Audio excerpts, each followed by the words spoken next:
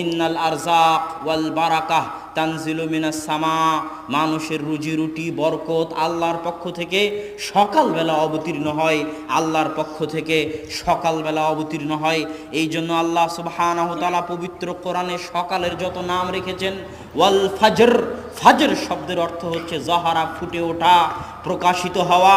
আল্লাহ সুবহানাহু ওয়া তাআলা পবিত্র কোরআনে সকালের নাম দিয়েছেন ওয়াস সুবহি ইযা আসফার, সুবহ আরবিতে বলা হয় সাবহা ওয়াজহুহু, যখন কোনো বাচ্চার চেহারা সুন্দর হয় তখন তাকে বলা হয় সাবহা ওয়াজহুহু, তার চেহারা আলোকিত হয়ে উঠেছে, সেটার নাম আল্লাহ ফজরের নাম, সকালের নাম দিয়েছেন ওয়াস সুবহ। আল্লাহ ফজরের নাম দিয়েছেন ইদা আসফার, আসফার মানে প্রস্ফুটিত হওয়া, আলোকিত হওয়া। আল্লাহ সকালের নাম দিয়েছেন ওয়ান নাহার ইদা তাজাল্লা, দিন যখন জ্বলে ওঠে, দিন যখন প্রস্ফুটিত হয়। আল্লাহ সুবহানাহু ওয়া তাআলা সকালের জন্য পবিত্র কোরআনে